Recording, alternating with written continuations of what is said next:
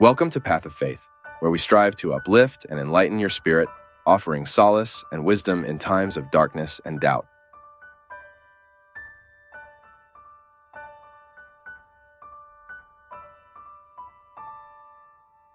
Father, I am Catholic. Yes, and whenever something bad, some problem is about to happen to them, I have dreamed a lot from my husband, and in the dream he tells me that my children need me. This situation has bothered me a lot. I would like to know what you think about it.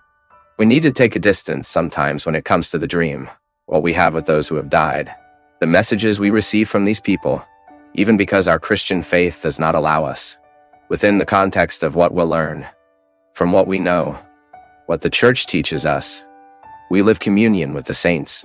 So all those who have died participate in this communion. But the church does not believe in this communication with the dead. We respect those who believe this way. So we have a way to interpret often what we call each other's message to us through dreams. Science has evolved a lot to understand dreams. We already have a very interesting arsenal for us to be able to make an analysis of why we dream, why realities come to us through dreams that are nothing less than revelations of the unconscious of the unconscious. What does psychology teach us? That when we sleep, our unconscious becomes more active. It begins to bring out what we consciously cannot say and not even try yet.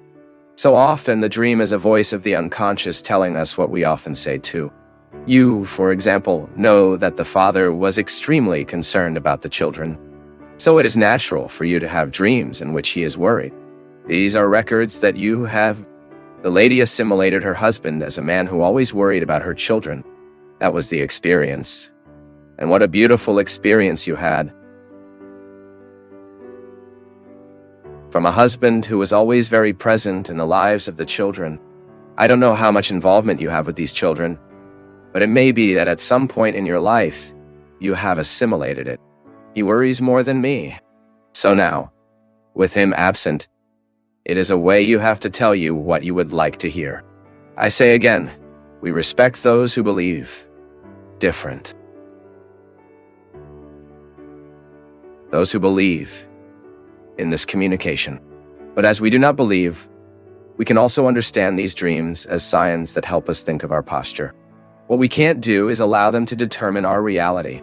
So, because I dreamed, let's say my father died in a moment of much suffering, and from time to time, these dreams occur to me, from my father in agony, as it often happened to me. I'm saying something that really happened to me. My father died, and I saw my father dying. My father had died of a pulmonary embolism, a horrible respiratory failure, and I was next door. So my father's agony was very marked on me.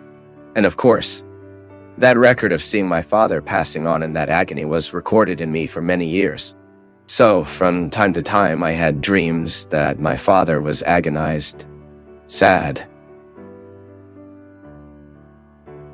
terrified of death. So if I wanted to read different from the one I'm doing, I could say, oh,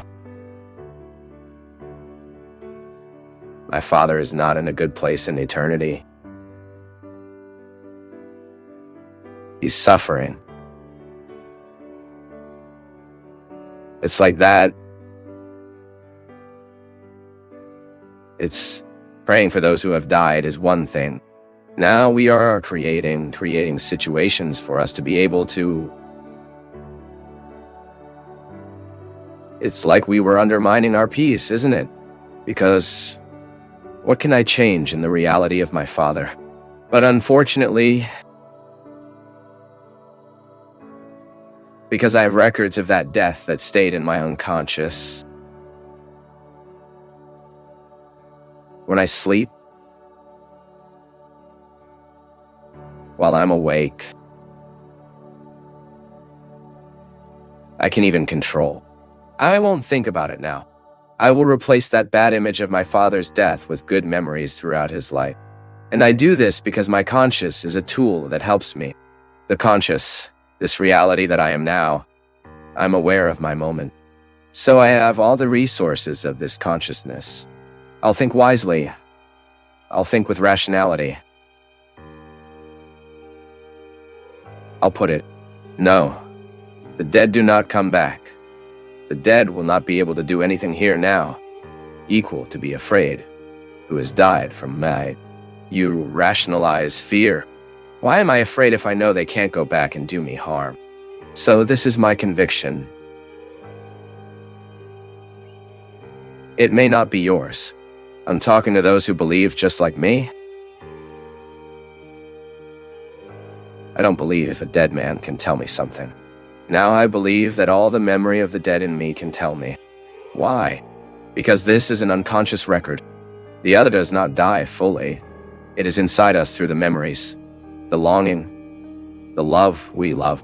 So I will have it. So the moment I sleep, I lose this control. I usually say that at dawn I lose 70% of my intelligence, because sometimes I wake up and think every nonsense, every absurd that I don't think throughout my day. Why? It seems that I am in fragility, that at night, at dawn, I woke up and at that moment, I cannot take sleep again. So it seems that there is a window inside my intelligence that makes me think absurd, nonsense. So white is sizing the problems. They get much bigger than they are. At dawn, the problems get much bigger than they are. It's impressive. That's why we need to manage these moments well. Then fine. When I sleep, I lose this control. So my unconscious throws out all that is stored in IA. So the memories that two have from my father dating in that agony return. And sometimes only time is correcting it from us. Donna Maria. So, be quiet. Ask God to make the unconscious of the lady throw everything out. Everything that was badly resolved or well resolved. That we keep everything. So that gradually, this presence of her husband in the life of the lady becomes natural. Becomes a beautiful longing that will no longer provoke these discomforting. And I know exactly what you are talking about. Because I lived a lot in my life with the death of my father, and then with the death of my sister. So we lost someone who was very close to us, these records are. I'm facing this now with Cleo's death. Every now and then I have beautiful dreams with her. But from time to time, I have horrible dreams. In that sad experience, I had to be on her last day of life. He dying, and then being there in that inl, recognizing her body. Of course, this is traumatic for us. He's a person you love, is a person who hitherto took care of you, who was your friend, who was your sister, who was your mother. We don't know what the other becomes for us the moment we love.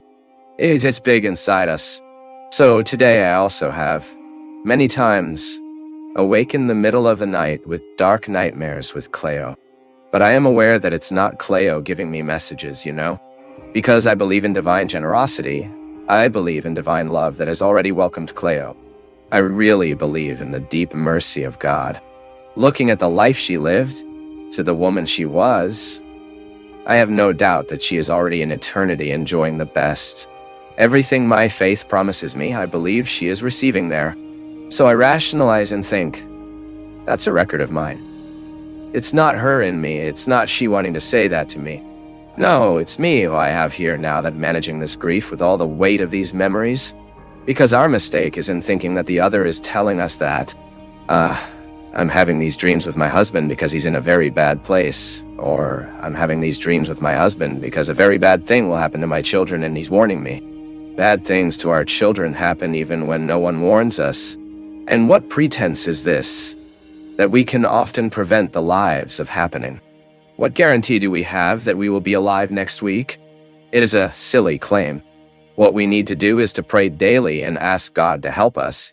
He clarifies us, so that we have the wisdom of making the best decisions. Decisions that will bring us health, which will bring us life, that will deliver us from the dangers.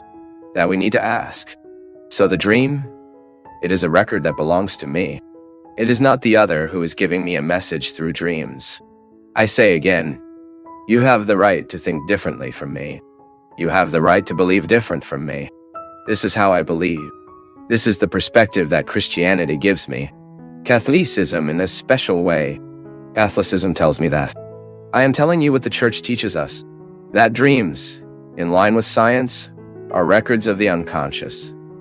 They are messages that our unconscious sends us. Okay, you can give this dream a mystical dimension, but it can never allow it to be a determination of the one who died over your life. So the other does not have this possibility of doing this. I believe that when we begin to humanly investigate our phenomena, we tend to better solve things. I am very afraid when human issues are treated supernaturally, being so natural in us. It will always be a danger to treat human issues supernaturally. Why?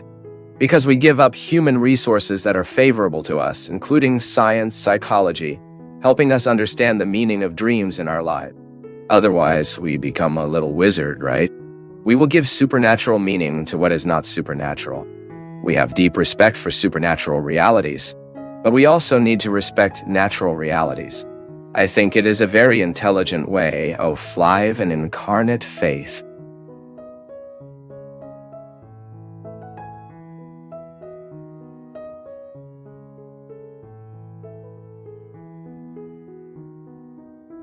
As we conclude this spiritual exploration on Path of Faith, we invite you to engage with us by leaving your comments, liking this video, sharing it with others, and subscribing to our channel for regular doses of uplifting messages.